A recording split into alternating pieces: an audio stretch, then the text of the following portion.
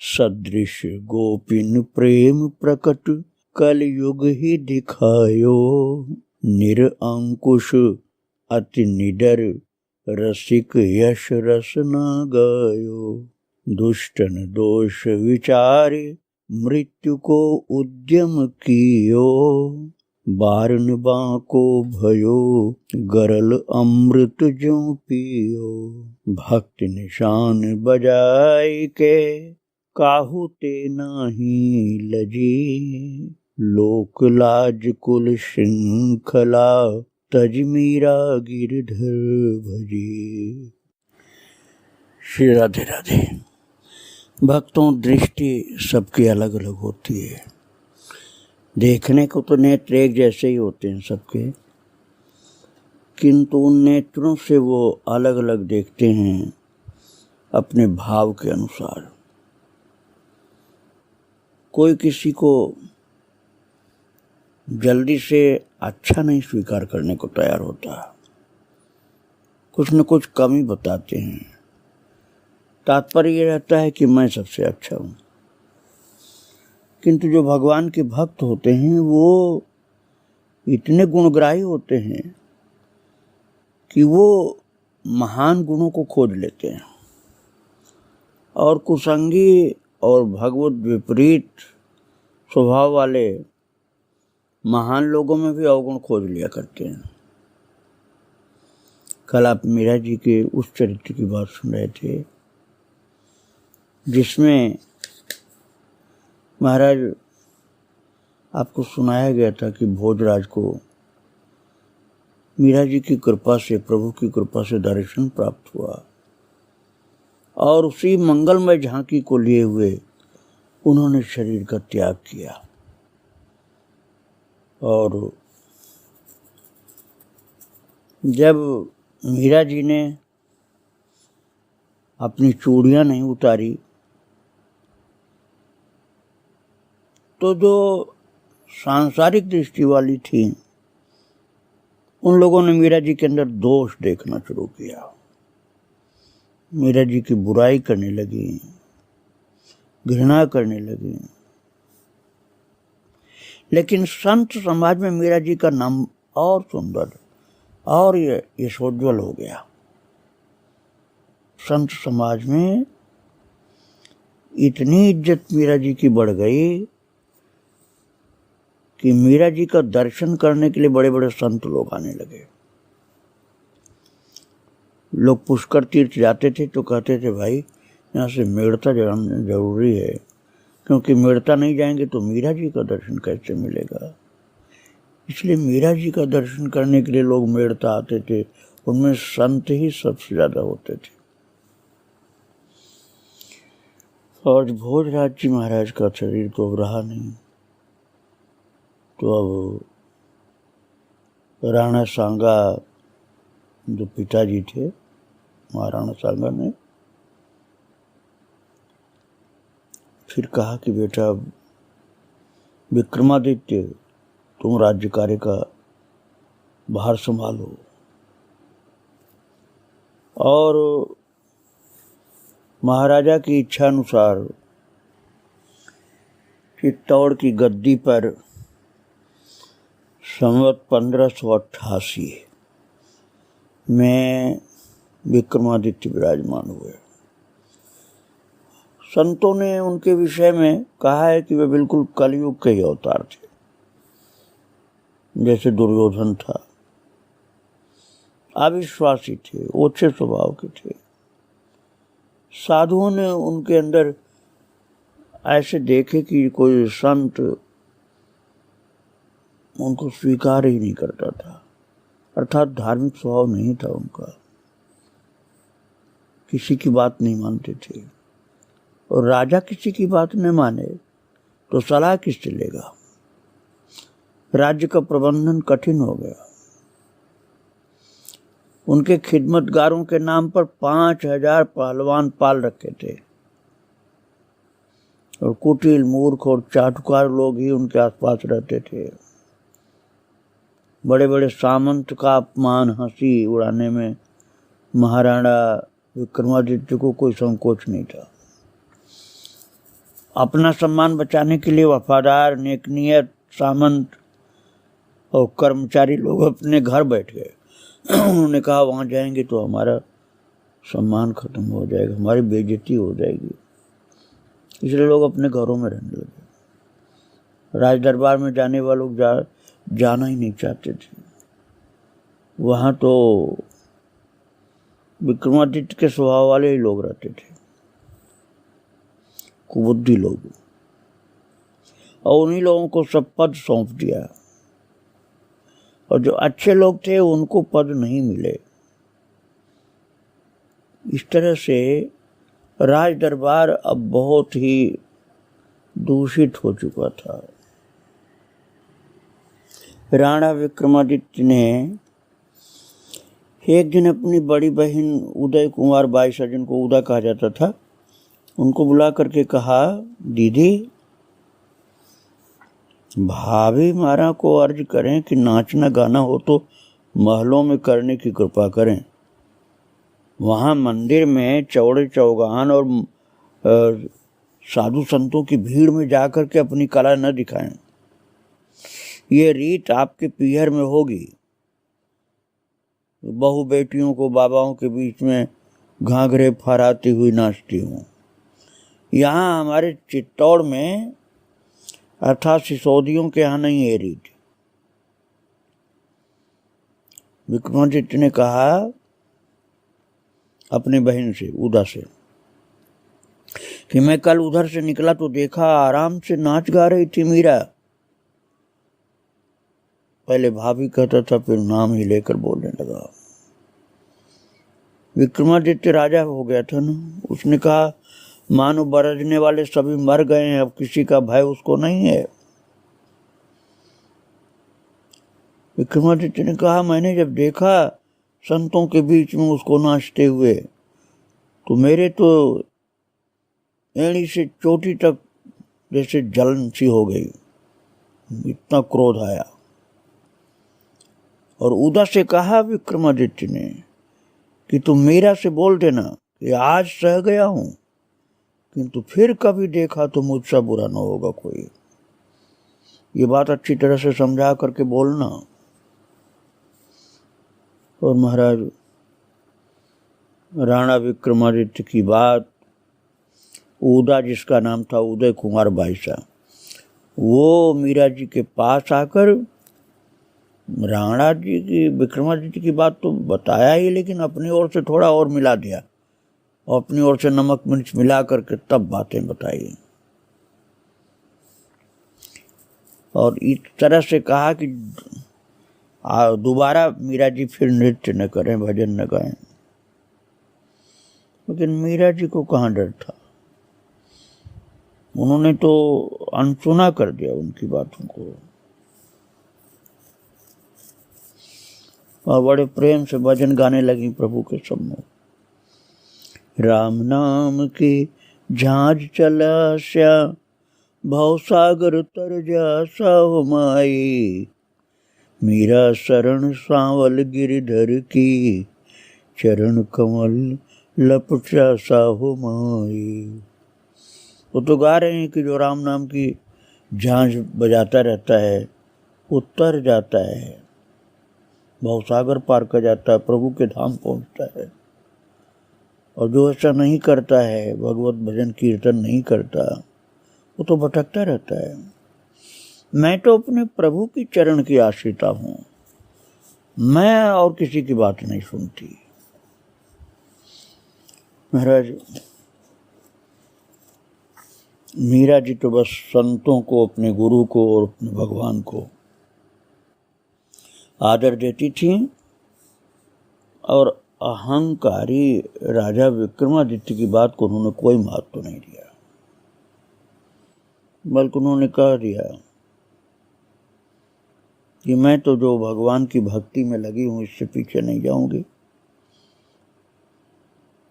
महाराज बहुत ज्यादा क्रुद्ध हुई उस समय उदा को, जैसे विक्रमादित्य ने बताया था उसी तरह की बुद्धि थी। बाद में चल के उदा भक्त हो जाती है, मीरा जी के सानिध्य में मीरा को पहचान लेती, लेकिन अभी नहीं। शुरू में तो राजा के हिसाब से ही उदा चलती थी।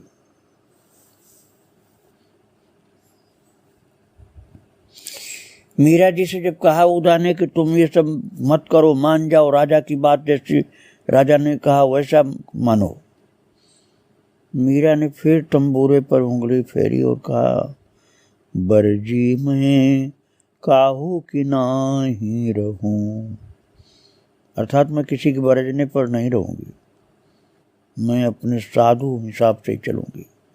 बरजी मैं काहू की नाही रहूं, सुन रे सखी तुम चेतन होए के मन की बात कहूं, बरजी में काहू की नाही रहूं, साधु संगति कर हरि सुख लेऊं, जग सो दूर रहूं, तन धन मेरो सब ही जाओ, भल मेरो शीश लहूं, बरजी में काहू की नाही रहूं, मन मेरो लागो सुमिरन सेती, सबका बोल सहूं। उन्होंने कहा मेरा तो मन भगवान के सुमिरन में लगा हुआ, इसलिए जिनको जो बोलना होगा बोले, मैं सबका सहन कर लूंगी।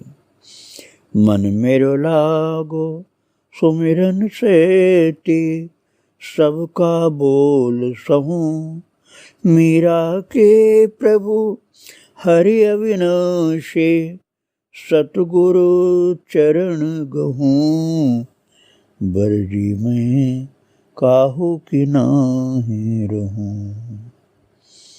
ये जब कह दिया अपने ननद के सामने मीरा जी ने, तो तुनक करके उदा चली गई।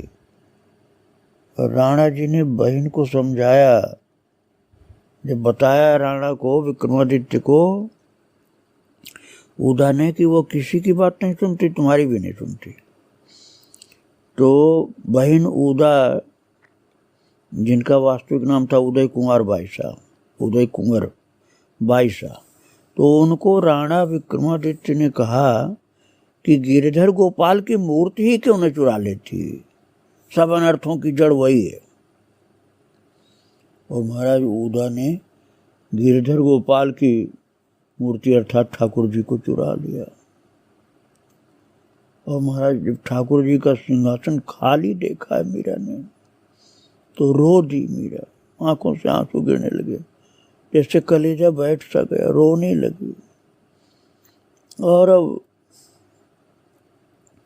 भाग करके भगवान की जगह, जहाँ पर भगवान का स्वरूप तो हाथ नहीं था, चोरी हो गए थे ठाकुर जी चोरी हो गए, लेकिन जहाँ बैठती थी ठाकुर जी को भजन सुनाती थी, वहीं बैठ करके मीरा ने तानपुरा उठाया और मीरा जी गाने लगी विनती करती हुई।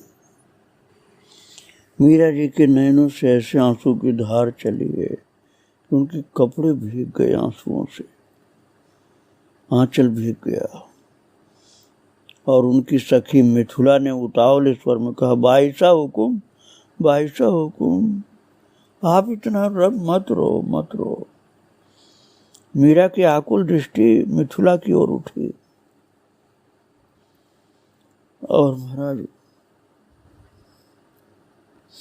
मीरा जी गा रही थी, मैं तो थारे भजन भरोसे अविनाशी, मैं तो थारे भजन भरोसे अविनाशी। हे प्रभु, मैं तो आपकी भजन करके आपका ही भरोसा करती हूँ।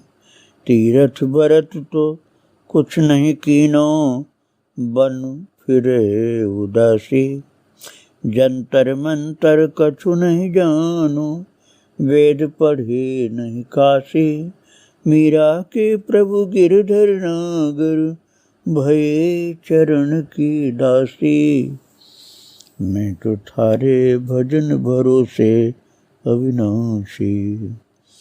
आंख बंद करके गा रही थी मीरा। तब तक वो जब मिथुला जो थी वो बोली कि भाई साहब आप सामने देखो तो सही, आप सामने देखो तो सही। तो सिंहासन की ओर देखा है। हर्ष के मीरा जी दौड़ पड़ी सिंहासन को उठा करके ठाकुर जी को लगाया, क्योंकि ठाकुर जी प्रकट हो गए सिंहासन पर। जिनकी चोरी करके छिपा दिया गया था वो छिपी हुई जगह से तो अंतर्धान हो गए, और जिस सिंहासन पर मीरा जी के सामने रहते थे उसी सिंहासन पर ठाकुर जी आ गए। जब सखी ने बताया तो मीरा जी लपक करके उठा ली प्रभु को और अपने छाती से चिपका ली, प्रेम विभोर होकर रोने लगी। मिथुला नाम की जो दासी थी, मीरा जी उसको बहुत प्यार करती थी, बहुत कृपा करती थी। मीरा जी से उसने पूछा, भाई साहब बताते हैं कि अच्छे कर्म करने का अच्छा फल मिलता है, तुमने तो कोई बुरा कर्म नहीं किया, तुमको इतना दुख लोग क्यों देते हैं? मीरा जी ने कहा कि कर्मों की खेती है ना, कुछ पहले का होगा, चिंता मत करो, ठाकुर जी तो अपने पास हैं, उस समय आने पर हमारी रक्षा करते रहते हैं, और प्रारब्ध हमको अपने समय से हमको कष्ट भी देता है। खेती बोते ही थोड़े फसल मिल जाती है, अरे खेती की जाएगी, उसके 2-4-6 महीने बाद फसल आएगी। ऐसे ही पुराने कर्मों का प्रारब्ध जीव को भोगना पड़ता है, लेकिन जो भक्ति में लगा हुआ है ठाकुर जी खुद उसकी संभाल करते रहते हैं। मीरा जी ने कहा, मिथुला भगवान के भक्त के पास तो भगवान नाम रूपी चिंतामणि रहती है, जिसके बल से वो कठिन दुख की परिस्थितियों को, विपत्तियों को सह जाता है भक्त, और फिर प्रभु की दृष्टि उस पर से जरा भी हटती नहीं। यही कारण है कि भक्त सज्जन दुखी और दुर्जन सुखी दिखाई पड़ते हैं, लेकिन भक्त मन में दुखी नहीं होता है, लोगों को देखने में लगता है कि उसको दुख है। और भक्त अपनी हर परिस्थिति में ठाकुर जी की कृपा समझ करके संतुष्ट रहता है। मिथुला दुखों की सृष्टि मनुष्य को उजला करने के लिए की गई है, दुख से वैराग्य का जन्म होता है। मीरा जी संभाल रहे, उसको घबरा गई थी वो मिथुला कि हमारी स्वामिनी को इतना कष्ट। उन्होंने कहा कि नहीं, कष्ट कुछ नहीं। अरे संत लोग बताते हैं कि कर्मों का फल तो भोगना पड़ता है, इसलिए उसको मुस्कुरा करके भोग लेना चाहिए, खुश होकर भोग लेना चाहिए। ये बात तो मैंने सुना है कि जो अपनी सखी सहेलियों और दासियों को समझाती मीरा जी वो बात, लेकिन जो उनकी ननद थी उदय कुंवर बाई साहब, जिसको उदा कहा गया, वो तो अभी राजा विक्रमादित्य की ही बात मानती थी। ज्यों ज्यों विक्रमादित्य का क्रोध बढ़ता जाता त्यों तो मीरा जी का यश भी बढ़ता जा रहा था। राजा तो क्रुद्ध होता था, लेकिन जनता को तो मीरा जी से बहुत प्रेम था, क्योंकि जनता जानती थी कि मीरा जी सच्ची प्रभु भक्ता हैं, इसलिए मीरा जी का यश बढ़ रहा था। मंदिर में और महल की ड्योढ़ी पर यात्रियों संतों की भीड़ लगी रहती थी, इसलिए मीरा जी का दर्शन करना, उनका भजन सुनना। कई लोग तो मीरा जी के भजन लिखने के लिए आते थे, और ऐसे लोग चंपा को भी घेरे रहते, क्योंकि भजन की पुस्तिका, जो पहले भजन गाई जा चुकी उनकी पुस्तिका चंपा के पास रहती थी, वो खुद लिख लेती थी मीरा जी जब गाती थी। भक्तों, मीरा जी का भजन पहले से लिखना नहीं पड़ता था। मीरा जब बैठ करके गाना शुरू करती थी, मीरा जी जब गाना शुरू करती थी तो गाती जाती थी। रचना अलग से टाइम निकाल के करती नहीं थी, रचना स्वयं होती जाती थी, भजन की रचना स्वयं होती जाती थी, वो तो गाती जाती थी। लिखने वाले अपना लिखते रहते थे। और उनकी महाराज पहले आपको मैं बता चुका हूँ, चंपकलता सखी, राधा रानी की सखी, भगवान की इच्छा अनुसार चंपा बन करके आई थी, जो मीरा जी की संभाल कर रही। और ये सब सुन करके महाराणा के कलेजे में ऐंठन होती, पर करे क्या, क्योंकि सभी यही कहते कि पहले ससुर और पति ही कुछ नहीं कहते थे, तो अब कुछ कहने में क्या सार है। तो कोई नहीं मना करता था, तो अब कैसे मना किया जाए। तो रनिवास में स्त्रियां दो हिस्से में बट गई, कुछ मीरा की ओर और कुछ उदय कुमार भाई, जो उदय कुमार अर्थात उदा की ओर, जो महाराणा की ओर थी। और महाराज जो राणा के पक्ष में थी ना, वो तो कहती थी कब मरेगी ये, मीरा जी के लिए से बोल देती थी। वो नहीं आदर करती थी मीरा जी का। मीरा जी को मरने जीने से कोई चिंता नहीं थी, चाहे जब मरना हो ठाकुर जी की इच्छा होगी तो हो जाएगा, उनको कोई चिंता नहीं थी। चिंता तो दुष्ट लोगों को थी, मीरा जी को कोई चिंता नहीं। हाँ, उदा कहती थी कि देखो भाभी को कोई भी शर्म नहीं, वो साधुओं के बीच में गाती है, नाचती है, और क्या यही कुल रीत है हमारी। बहुत उल्टा सीधा बोलती थी, वो मैं नहीं बोल सकता हूँ। मीरा जी ने कभी भी उसका अपमान नहीं किया, वो तो ननद जी कह के बोलती थी। और वो जहरीले स्वर में बोलती थी, इतना आप समझ लें, उसके शब्द उच्चारण करने योग्य नहीं है जो बोलती थी। मीरा जी बड़े ठंडे स्वर में उसके साथ बात करती थी। वो तो कहती थी कि मुझे सोने और हीरे मोतियों की आवश्यकता नहीं है, मुझे तो प्रभु की भक्ति ही प्रिय है। और जो लोग भक्तिहीन थे वो कहते थे कि आपके द्वारा दोनों कुलों का अपमान हो रहा है, पीहर माँ और ससुराल। लेकिन वो संत लोग कहते थे कि इनके द्वारा दोनों कुल उज्जवल हो गए, दोनों कुल ससुराल और पीहर दोनों कुल मीरा जी की भक्ति से तर गए, संत लोग ये कहते थे। और नास्तिक लोग मीरा जी को दोष देते थे भक्तों। मैं आपको पहले सुना चुका हूँ भक्तों, मीरा जी के चाचा के लड़के कुंवर जयमल की बात। तो मीरा जी को बहुत मानते थे। जब उनको सुनने को मिला कि भोजराज का शरीर अब नहीं रहा, वो चित्तौड़ पधारे और प्रार्थना किया बड़ी बहन से कि आप मेड़ता जरूर चलिए, भले ही आपको मन हो बाद में वापस आ जाना, लेकिन अब हम आपको लेने आए हैं, अब आपको मेड़ता चलना, अर्थात अपने मायके चलना आपको। और उनके प्रेम को देख करके मीरा जी मना नहीं कर पाए, बोले ठीक है तुम्हारा मन है तो मैं चलूँगी। मेड़ता में जा करके मीरा जी ने वहाँ का परिवर्तित स्वरूप देखा है कि माँ रहती थी अब नहीं है, जहाँ बचपन बीता था अब वहाँ माँ नहीं, सूना लग रहा था। और जो छोटे छोटे बच्चे लोग थे बड़े बड़े जवान हो चुके हैं, और बच्चे हैं, उन सब से मीरा जी को प्रणाम करवाया गया। मीरा जी को प्रणाम किया इन बच्चों ने। तो सबसे मिलने के बाद मीरा जी ने कहा कि मुझे मेड़ता में नहीं रहना, आपके कहने से मैं आ गई थी, इसलिए फिर वो चित्तौड़ वापस चली जाती हैं।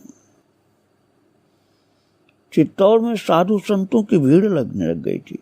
जैसे मेड़ता पहुंची तो मेड़ता में भीड़ होती थी, और चित्तौड़ पहुंच गई तो चित्तौड़ में भी संत लोग भक्त लोग आने शुरू हो गए। मीरा जी को किसी से मतलब नहीं था, अपने ठाकुर जी से मतलब था, बस भगवान की भक्ति में लगे रहती थी। लेकिन महाराणा का क्रोध धीरे धीरे बढ़ता गया और उसने निश्चय कर लिया कि पहले तो मीरा की जितनी सखियां हैं, सेविकाएं हैं, इन सबको खत्म करूंगा। इसके बाद भी नहीं सुधरी, यदि उनके शब्द ये थे भक्तों, कि इसके बाद भी यदि मीरा नहीं सुधरी। मीरा बिगड़ी कहाँ थी जो सुधरती, वो तो पहले से भगवान की भक्ति में सुधरी ही थी। लेकिन जो बिगड़ा हुआ व्यक्ति होता है वो महान पुरुषों को बिगड़ा हुआ समझता है।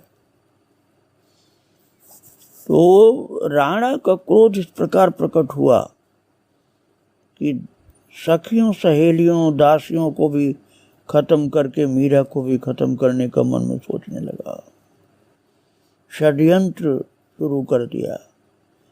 उसके षड्यंत्रों की बात आज मैं आपको नहीं सुनाऊंगा, कल सुनाऊंगा।